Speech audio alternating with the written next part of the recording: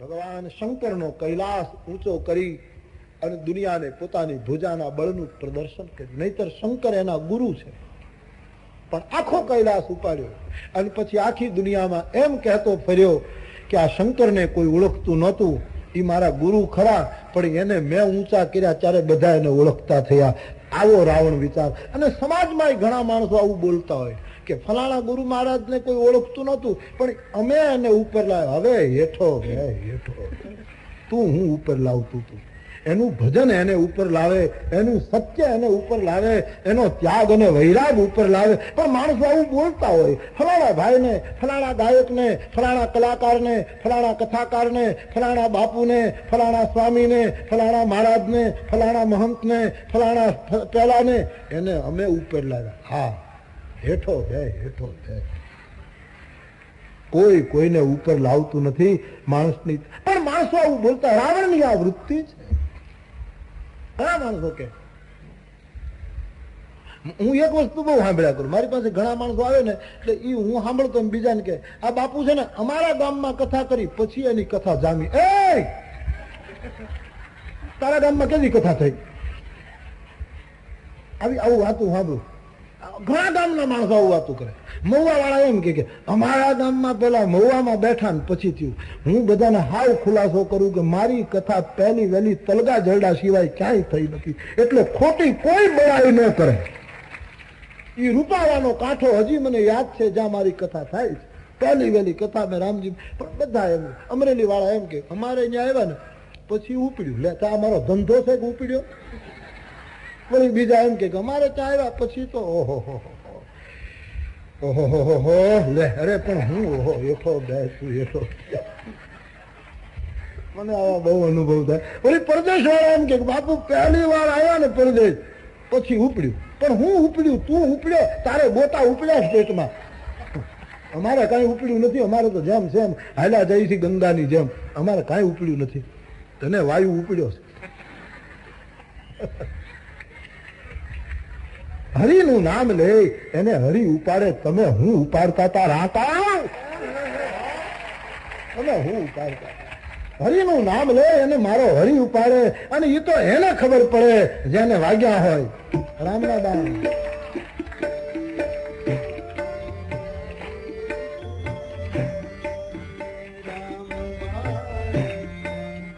રામના બાણ વાગ્યા. હરિના બાણ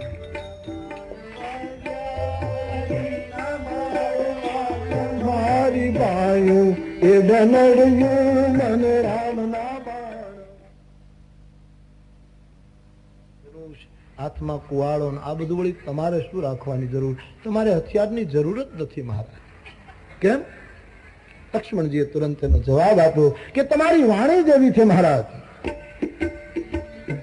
કોટી પુલિસ સામુ બતન કુમારા એ વૃથાધર ધનુમાન કુમારા. કોટી પુલિસ બતન કુમારા વૃથાધર ધનુમાન વૃથાધર ધનુમાન કુઠારા. તમારી વાણી મહારાજ કરોડો વજ્ર જેવી છે. તમારે કઈ ધનુષબાણ રાખવાની જરૂર છે જ નહીં. તમે ખોટો ભાર ઉપાડો છો. હવે આ સલાહ પરશુરામજીને આપવી અને વાત હાવ સાચી કે ઘણાની વાણી જેવી હોય કે એને હથિયાર ન રાખવા પડે. બોલે જ એવું. હથિયારની શું જરૂર પડે? હા, જીભે કાપું ઝાખરા અને મારા વેણની કરી દઉં વાડ. પેલું ગામડાનું ઘર અને બધા એના આંગણામાંથી કેળી કાઢીને બધા એમાંથી નીકળે. એક દિવસ પુરુષ હાથડો લઈ અને બાવળ કાપવા નીકળ્યો. એટલે એની પત્ની પૂછ્યું શું કામ આ બાવળ કાપો? કે વાડ કરવી છે. આખું ગામ આપણા ફળિયામાંથી હાલે. એટલે એના મનમાં સમજે શું કે પણ તો આટલું બધું તમારું કોઈને હાલવા જ ન દેવાય આપણા ફળિયામાંથી, તો આ બધું કરવાની જરૂર નથી. મને કામ હોપો ને. પત્ની કીધું કેમ? કે કઈ બાવળ કાપવાની જરૂર નથી, કઈ વાડ કરવાની જરૂર નથી. તો કે હું એમને બધું કરી નાખીશ. જીભે કાપું જાખરા, મારી જીભથી હું બાવળ કાપીશ અને મારા વેણની કરી દઉં વાડ. એક એક વેણની વાડ કરું એટલે ઈ તો ન આવે, પણ એના કુટુંબમાંથી કોઈ અહીંયા ન હાલે. વાણી મારા પાસે એવી છે, તમે હું કામ ફિકર કરો, મને છૂટ આપો ને. અને માણસની વાણી આવી હોય એવું બોલે, કોઈ પણ પરિસ્થિતિ એને એને હું કથાઓમાં કયા કરતો ને કે હિચકો મત. બસ કોઈ પણ પરિસ્થિતિ આવે હિચકો મત. અમે અખંડ સ્વામીજી ના પુસ્તકમાં ક્યાંક એનો અનુભવ લખ્યો કે કઈ બાર ગામ જતા હતા, કોઈ સંતના દર્શન કરવા રેલવે સ્ટેશનમાં ગયા તો કઈ ટિકિટ જે ક્લાસની લેવાની હતી ટિકિટ કઈ મળી નહીં. બધા ઊભા હતા. પછી એક મહાત્માનો અનુભવ આ હતો. પછી રેલવે સ્ટેશનમાં પેલો હોય ને વજન કરવાના કાંટા, પેલા 8 રૂપિયો કે કંઈક નાખીએ તો ખડખડાટ થતા ટિકિટ નીકળે અને એમાં આપણું વજન હોય. સરસ હોય છે, બહુ સારું હોય છે. એમાં ઘણી વખત સૂત્રો લખેલા હોય, એમાં કંઈક સલાહ લખેલી હોય, એમાં આપણા ભાગ્ય માટે કંઈક લખેલું હોય, એવું બધું અંદર એ ટિકિટોમાં નીકળે એવું હોય છે. મેં પહેલા એક વખત કઢાવેલું, સારું નીકળેલું, ખરાબ ખરાબ. એક વખત મુસાફરે સ્કૂલના પ્રવાસમાં હું ગયેલો, પછી આ મેં વજન કરાવેલું, એમાં કંઈક નીકળ્યું હતું. સરસ, આ બધા અનુભવો કરવા જોઈએ. તો હવે તો આવા કાંઈ અનુભવ જ કરાય નહીં ને. બોલો, આમ જેમ શો કેસમાં બેહાડ્યા એમ અમારે બેહી રહેવું પડે ચારે બાજુ. બધા કાંઈ હલાય નહીં, કાંઈ ચલાય નહીં, બાકી અનુભવ કરવા જોઈએ. સરસ હોય છે. એટલે એ બનેલો પ્રસંગ મેં એક જગ્યાએ વાંચ્યો તે એ મહાત્મા હતા, એમને એમ થયું કે આ બધા ટિકિટની ગળમથલ કરે છે તો એમાં લાવને વજન કરીએ. એક ભગતે કીધું મહારાજજી ઉભા રહો ને, હમણાં 1 મિનિટમાં વજન થઈ જાય. એટલે મહારાજ ચેલ્યા કાંટા ઉપર ઉભા રહ્યા. એનું જે યંત્ર મશીન હતું ને પૈસા નાખ્યા એટલે ખડખડાટની સાથે ટિકિટ. અને આ યંત્ર પાછું યંત્ર એટલે હવે તો યંત્રમાં બહુ પેલું આવી ગયું ને, અંદરમાં બહુ આવી ગયું. એક જણો રેલવે સ્ટેશનમાં એવું યંત્ર હતું અને વજન કરાવવા એના ઉપર ચડ્યો કે ટિકિટ નીકળી, એમાં વજન ન આવ્યું, પણ એમાં લખેલું હતું કે એક યંત્ર ઉપર એક સાથે 4 જણાને ચડવાની મનાઈ છે.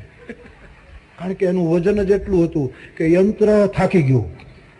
એટલું મોટું શરીર હતું એને એમ કે 4 જણા એક સાથે આના ઉપર ઉભા રહ્યા છે.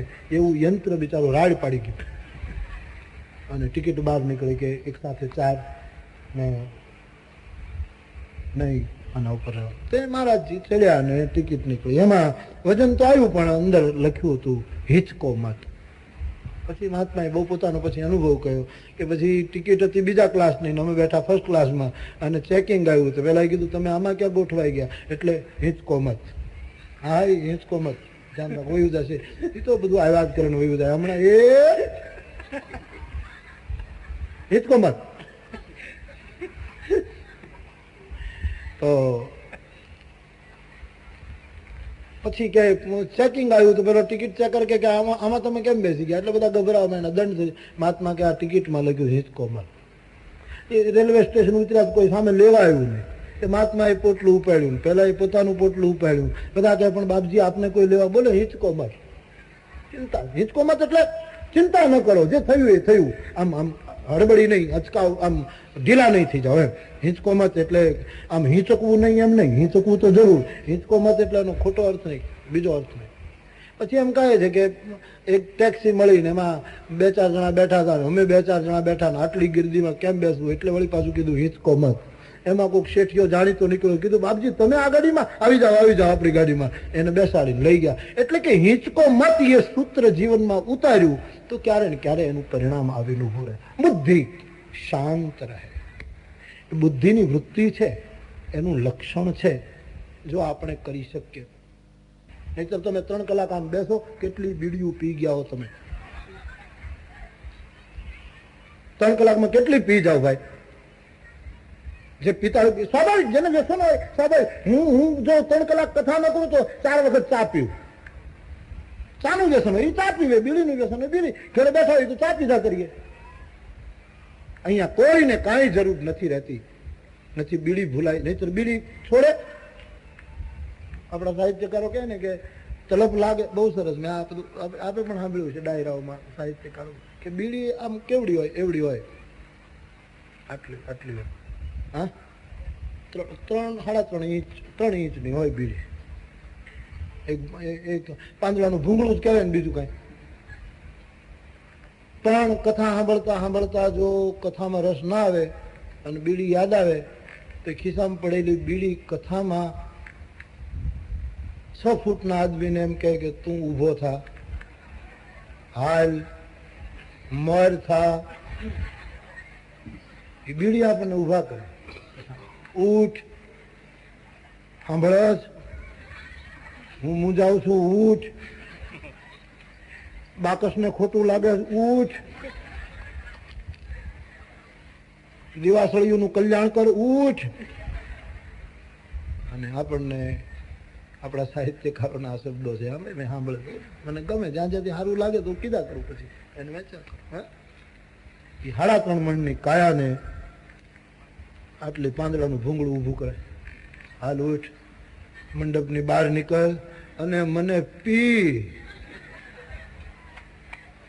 અને આપણે એનું કયું કરવું પડે, બોલો? આમાં મનને જીતવાની ક્યાં વાત?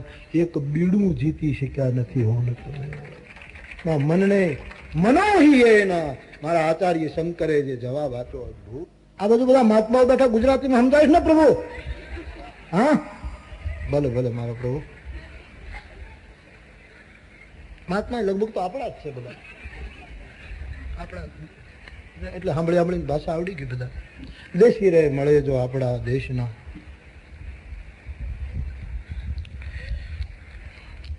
તો પછી એમ ધીમે ધીમે કહે કે શરીર પીળું પડતું જાય, આંખોના દોરા પીળા થઈ ગયા અને કમળો લાગે છે.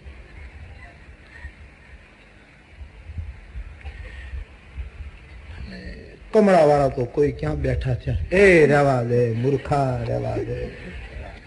સારું બોલ, પાણા નહીં પાડ મોઢામાંથી, કલકલીઓ તારા દાંત પાડી નાખશે તો.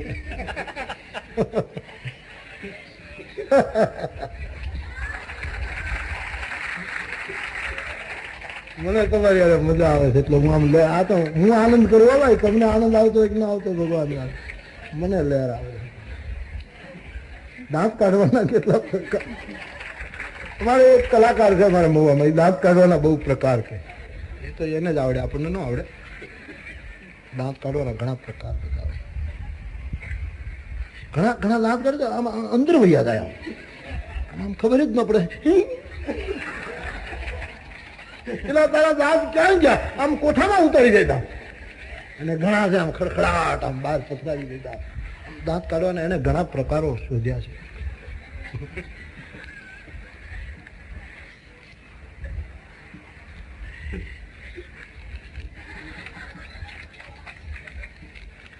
ક્યારેક કથાના આખા રંગ બદલી જાય છે. ક્યારેક કથા અમુક રંગની હોય, ક્યારેક એવું હોય. પહેલા તો હું આ લોકોને, આ છોકરાઓને ખબર નથી, બાપુ તમે તો તમે નહીં, પણ પહેલા હું કથા કરતો લગભગ 15-20 વર્ષ ત્યારે તો આમ નાનપણ, બચપન. મારી યાર તબલા પેટીવાળા 2 જણા હોય, ક્યારેક ક્યારેક એવો દાખલો દઈએ કે એવા દાંત આવે અમને ત્રણેયને, કથા નો હાલે આગળ, એટલા દાંત આવે. તબલા પેટીવાળા તો ગોઠો વળી જાય મારી. અને પછી એને એ ખબર નહીં, આ દાંતમાં અંદર કંઈક એવી ગ્રંથિઓ ખુલી જતી હોય કે રામ જાણે શું થાય. ક્યારેક ક્યારેક દાંત આવે તો પછી મને બહુ મુશ્કેલી પડે. ક્યારેક બીજાને બહુ દાંત આવે અને કોકને એમ લાગે કે અમારા દાંત કાઢતા છે, ત્યારે મારે જે બધું ભેગું કરવું પડે એમાં બહુ મુશ્કેલી પડે. એક વખત નાયરોબીમાં નહીં, નકુરુમાં હું કથા કરતા, હમણાંનો દાખલો છે. પછી હવે એક ભાઈ અમને પીરસવા આવ્યા અને ખબર નહીં જલેબી પીરસતા હતા, અને એમાં ખબર નહીં કે એવા દાંત આવ્યા, 2 જણા તો ગોઠો વળી. કેમે રહીને મને એ દાંત આવે, હવે મારે બધું સંભાળવું, ઓલા માણસને ખોટું લાગી જાય તો. એટલે પછી હું આમ એમ ગોટાવાળું, અરે ભાઈ મોટરમાં ઉતરતા ઉતરતા એ માણસે જોક મારી, એમાં હું આટલું બધું તમે હવે જાઓ, પાછું હું ખખડી પડું વચ્ચે વળી પણ પાછું રોકું પોતાની જાતને. હવે એમાં હું ભલા માણસ આમ વડીલ પીરસે છે ને, તમે દાંત આવતા તો પીરસતા હતા એમ. અને હવે એની મોઢે પીરસવું, પાછું જલેબી હારી બનેલી, અને એને ખોટું લાગે ને ક્યાંક જલેબી વનવાસ કરી જાય તો પછી બહુ મને મુશ્કેલી પડે, બહુ મુશ્કેલી પડે. જેમ તમે ખોટી તાળીઓ પાડો, ધૂન બરાબર ન ઉપડે તો આ લોકોને કેમ બધું ભેગું કરવું પડે, તાલમાં આમ સારે બાજુથી કાપો વાળવો પડે, એમ કરીને પાછું એની હારે થવું પડે, એમ એમ કરવું પડે. એવા દાંત કાઢે બે જણા, ખરેખર બહુ દાંત. એક બેન આફ્રિકામાં પાછું એવું બન્યું, એક બેન જોશ જોવાય, જ્યોતિષ હાથ જોવે બધા. એ મારી પાસે લઈ આવે એક બેન કરધણી, મને કે આપણે કોનો હાથ જોવડાવી. પછી અમારી યાર રસોઈ કરે, છોકરાનો હાથ કીધું જોવડાવ. અને પછી એવા દાંત આવ્યા. હવે પેલી જોશ જોવે, ભણેલી ગણેલી બાઈ, અને એના દાંત કાઢીએ સારું કેમ લાગે, એટલે પછી હું પાછું ભેગું કરું બધું. એ ભાઈ તમે એ માણસ તો હવે બોલે, હવે પછી દાંત કેટલા હોય. આ બેન બિચારા આવ્યા, ત્યાં તો ખખડાટ બોલે, પાછું આખું મકાન ધ્રુજ.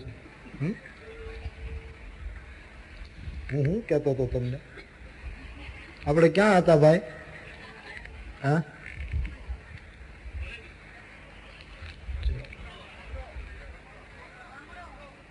શું ખબર કાઢો? હા, કમળા વાળા. વાહ, તમે બીમારી પકડી બરાબર.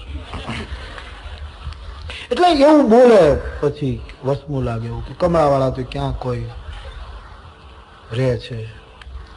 અમારે જો ને મારી બાજુમાં એક ભાઈ રહેતા હતા, કમળો છો ને અઠવાડિયામાં તો આદમી જેવો આદમી ઉડી ગયો. તો તે હું ધાર્યું છે આના માટે? પૂષા તત્વ બીજાને વૃત્તિ હોય. એક પઠાણ હતો, એ બેઠો હતો, આમ જાતો હતો પઠાણ. એમાં એક જણાએ કીધું કે ભાઈ એ રસ્તે બહુ ખતરો છે, હું તમને સલાહ આપું જ નહીં જતા. કે તમે સલાહ આપો છો તો હું સ્વીકારું, તો એના બદલામાં તમે શું આપો? લે, એના બદલામાં તને બચાવવું તો કે નહીં, કાંઈક રોકડું આપો તો જા પડતો. જેને લેવાની આદત પડી જાય એ બધામાં વળતર માંગે. હે કીધું ત્યાં ખાડો છે, ત્યાં જાતા નહીં, તોય જાય. આપણા સાહિત્યકારો કહે ને, મને બહુ ગમે. હા, બહુ સરસ કે શાસ્ત્રો છે ને એ તો બધા આમ પાટિયા છે બો, કે ભાઈ ત્યાં નાળું તૂટેલું છે, જાતા નહીં. અને છતાંય આપણે જઈએ તો પછી પાટિયું આડું ના આવે કે હું 30 વર્ષથી અહીંયા છું તો જાતો નહીં, મારા બાપ પડી. અને તમને કીધું વાંચી લે, જાતો નહીં તોય જાત, પછી પડ. એમ શાસ્ત્રો તો કહે આ કરાય, આ ન કરાય. અને છતાંય હું તમે જઈએ તો પછી કુવામાં પડીએ. સીધી વાત, એક વખત આપવાની જો આદત પડી જાય. હું કથાઓમાં કહ્યા કરું, માણસે નક્કી કરવું જોઈએ કે 24 કલાકમાં હું દાન કરીશ. કંઈ પણ, રોટલાનું દાન, સારા શબ્દોનું દાન, કોઈને સન્માનનું દાન, કોઈને આદરનું દાન, તમને જ. પણ 24 કલાકમાં આપ્યા વગર રહેવું એ માનવતાને શોભે નહીં. કંઈક તો આપવું જ જોઈએ. મનુ મહારાજે તો સ્મૃતિમાં એમ કહ્યું કે બીજું કંઈ નહીં તો કોઈને પાણીનો લોટો આપો, પાણી ન હોય તો એને બેસવા આસન આપો. ત્યાં સુધીની છૂટ. આસનમાં મખમલી નહીં, દર્ભનું આસન આપો, એમ સ્મૃતિકારે કીધું. પણ તમે આપવાની ટેવ પાડો, આપો. કર્મા પહેરે કડા, સોનાના કડા પહેરે કર્મા પહેરે કડા, પણ કર પર કર કીધો નહીં. કોઈના હાથની ઉપર જો આમ હાથ ન કીધો, અને ગમે એટલા મોટા કડા પહેર્યા હોય તો હું કર્મા પહેરે કડા, પણ કર પર કર કીધો નહીં તો એ માણસ નહીં પણ મળા. સાચું હોરઠીઓ ભણે એને મનુષ્ય ન કહેવાય, એ તો મળદા કહેવાય, એ મરેલા કહેવાય. પણ ઘણા કહે આપણે કડા ક્યાં પહેરીએ? ઘડિયાળ પહેરી છે, ઘડિયાળનું ક્યાં આવ્યું દોહામાં? કહેવાનો મૂળ અર્થ એ છે માનદા ચંદ્રની કળા અરજી. અને આ બધું થઈ શકે એવું છે, એટલા માટે હું મહેનત કરું છું. હા ભાઈ, આ બધું થઈ શકે એવું છે. આમાં કઈ હિમાલયમાં જવાનું હું તમને નથી કહેતો કે આ કળશની કથા પૂરી જાય એટલે સીધા તમે ગિરનાર ઉપડી જાઓ એમ. અને એમ કઈ કોઈના કહેવાથી કોઈ જવાનું નથી. આ બધું હું તમે જે જગ્યાએ, જે કપડામાં, જે ધંધામાં જ્યાં છીએ ત્યાં આ બધું થઈ શકે એવા સૂત્રો છે, માટે એની ચર્ચા કરું. અઘરું મારો કોઈ એવું કે આમ એ બીજું બધું આપણા માટે અઘરું છે, આપણે ન કરી શકીએ. પણ આ બધું થઈ શકે. અમૃતા માનદા પૂષા. ચંદ્રની ત્રીજી કળાનું નામ શાસ્ત્રમાં છે પૂષા, પોષણ આપવું, પોષવું. આ આખા જંગલને વરસાદ વરસાવી અને હું તમે પોષી ન શકીએ, પણ આપણા આંગણામાં તુલસીનો ક્યારો હોય એનું પોષણ તો જરૂર કરી શકીએ. એમ મારા તમારા હાથ એટલા બધા લાંબા ન હોય કે બધાનું સુખ બધાને સુખી, પણ એક બે કોઈ ગરીબ, કોઈ ફી વગરના છોકરાઓ શાળા ચૂકી જતા હોય તો એવા બે છોડવાને પોષણ આપી દીધું. કોઈ દવા વગર, કોઈ બિચારું દવા વગર, કોઈ ગરીબ માણસને દવા વગર તકલીફ હોય તો એને દવા લઈ આપી શકીએ. કોઈને 5 કિલો અનાજ આપી શકીએ. આ પુરુષાર્થ તત્વ ચંદ્રમાંથી હું તમે શીખી શકીએ. અને મેં સવારે કહ્યું કે બહેનો દીકરીઓ બધા જ હનુમાન ચાલીસા કરી શકે છે, હનુમાનજીને વંદના કરી શકે છે, હનુમાનજીની આરતી ઉતારી શકે છે, સુંદરકાંડનો પાઠ કરી શકે છે. કોઈ પ્રતિબંધ નથી. હનુમાનજીને જેને ઓળખ્યા નથી એને આવા કાયદાઓ કરી નાખ્યા. એને હું ગોતું છું. હા, કોણે આ કાયદા કર્યા છે એને હું ગોતું છું. હા, ખોટા કાયદા લાવી બિચારા બહેનો દીકરીઓને કેટલા નારાજ કરી દીધા. તમારાથી થાય નહીં, હનુમાનજીનું વ્રત થાય નહીં. અરે પણ કોણે તને આ કીધું? મારો હનુમાનજી લંકી જૈસી રાક્ષસીને જો સ્પર્શ કરીને એનો ઉદ્ધાર કરતો હોય તો તમે તો બાપ નાઈ ધોઈને રામાયણના પાઠ કરો. કોણ કહે હનુમાનજીની ઉપાસના? ખબર નહીં કોઈ ક્યાં ગોઠવી દીધું. હનુમાન ચાલીસા બહેનોથી થાય કે? મેં તો અનેક વાર કહ્યું, બહેનોને હનુમાન ચાલીસા સિવાય બીજું કઈ થાય જ. કેટલું કામ હોય એમાં, શું થાય બીજું? સવારના જાગીને છોકરાને તૈયાર કરવા, મિસ્ટરને તૈયાર કરવો,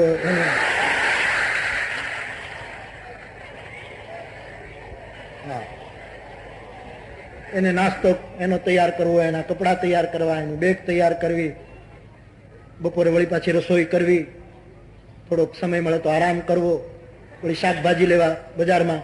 હું હમણાં કાલ પરમ દિવસે લંડનમાં મને લઈ ગયા તો મને કીધું કે આ બજાર એવી છે બાપુ કે શાકભાજી, સાડી અને સોનું મળે. તો તમે કીધું અહીંયા બહેનો જ આવતી હોય, બીજું કોઈ આવે જ નહીં. કારણ કે સાડી, સોનું ને શાકભાજી ત્રણેય એના કામ. એમાં આપણે કઈ નંબર લાગે જ નહીં. આપણે તો વાહડાની જેમ ફરતા હોય, આપણે ફરતો હરાણા ઢોરની જેમ ભૂલા પીડ્યા હોય એવા લાગીએ આપણે પતો. કારણ કે ત્રણેય બહેનોના ક્ષેત્ર. મને પરમ અહીંયા આવતું તો ત્યારે એને આગળ દિવસ સાડીઓ ત્યાં મળે, શાકભાજી ત્યાં, અને મોટામાં મોટી વસ્તુ તો હોનું ત્યાં.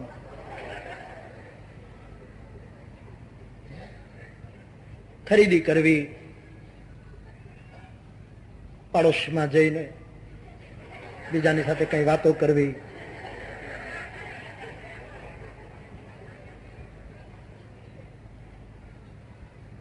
સાંજે વળી પાછા બાળકો આવે એટલે એને તૈયાર જમાડવા, તે પતિદેવ આવે તો એની સેવા કરવી, એના પગ દબાવવા. હા,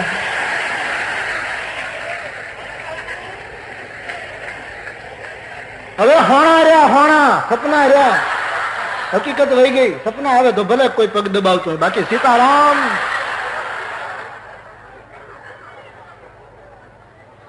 હોણું આવે તો સારું, સપનામાં સારું.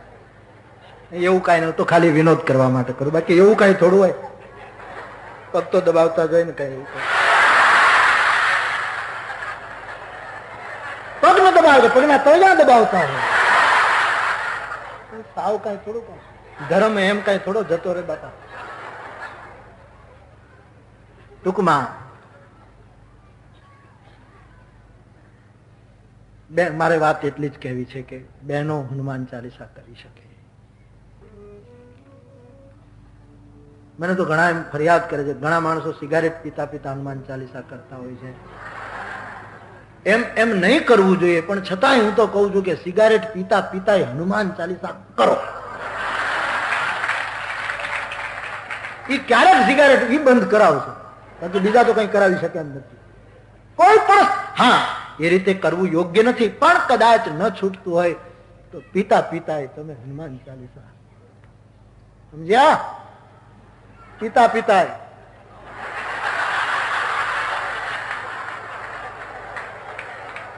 હું બેંગ્લોર થી બોમ્બે આવતો હતો, પ્લેનમાં બેઠો, એકલો હતો. એટલે મારી સાથે બીજા હતા, પણ હું વળી આગળ બેઠેલો. એક બાજુ હું, વચ્ચે એક ભાઈ, એ મને ઓળખે, હું એને ન ઓળખું. આ મોટી હવે કરુણા થઈ ગઈ. આપણે એને ઓળખતા ન હોય, એ આપણને ઓળખતા હોય, પછી એવા આપણને ઉપાડે. તમે નથી ઓળખતા, અરે ભાઈ નથી ઓળખતો બાપા, કેટલાને ઓળખો. હવે બહુ મુશ્કેલી પડે, કાંઈ પણ જવાબ આપવો એ બહુ મુશ્કેલ. મને હમણાં કોઈએ પૂછ્યું કે તમને કયું ફળ વધારે ભાવે. મેં એમ કીધું કે ભાઈ હવે મારે આમ કોઈ પણ વસ્તુ પસંદગીની કહેવી મુશ્કેલ, કારણ કે પછી ઈ શરૂ થાય. 25 વર્ષ પહેલા કયા ચોઘડિયામાં મને ભજીયા ભાવે છે મેં કહી દીધા છે. હવે એ કયું ચોઘડિયું હાલતું હતું મને ખબર નથી, ચલ કે ઉદ્વેગ કે રામ જાણે, પણ એ 25 વર્ષથી ભજીયાએ જે મારો પીછો કર્યો છે.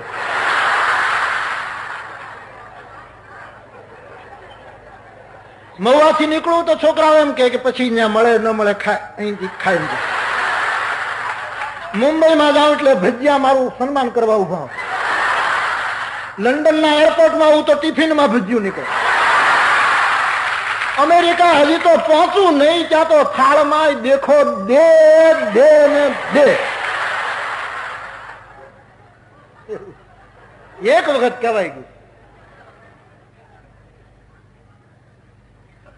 પછી મેં તો કીધું કે ભાઈ મને, પછી તો મેં જુદો જવાબ આપ્યો. મને કયું ફળ ભાવે, એટલે મેં કહ્યું કે મને અંદરથી પૂછતા હતો મને કર્મ ફળ ભાવે, એટલું બીજું એ કઈ ફળ. આપણા કરેલા કર્મનું જે ફળ આવતું હોય એના જેવી મીઠાશ જગતમાં બીજા કોઈ, પછી સારું નરસું જે હોય, આપણા વાવેલા આંબાનું જે ફળ હોય, આપણા કરેલા કર્મનું જે કર્મ ફળ. એટલે હવે કઈ પસંદગી રજૂ કરવી એ મુશ્કેલ.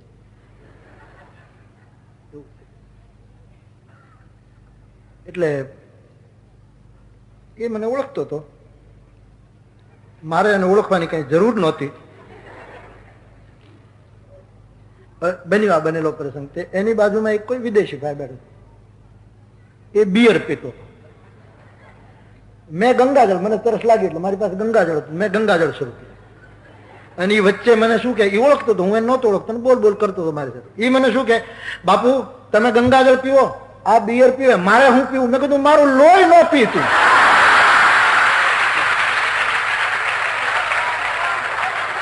તારે જે પીવું એ પી, પનામાં પી, તારે જે પીવું એ પી. પિનભાઈ પણ મને શું કામ તું હેરાન કરે? બીજું આવું ગંગાજળ પીવું છે મારો ગુનો છે?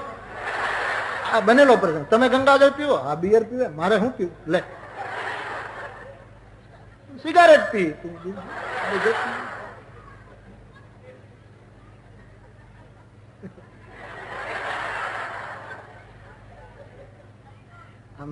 મેં કથા સાંભળે ને એના 14 પ્રકાર છે. શાસ્ત્રમાં સાંભળનારાના 14 પ્રકાર. કહું?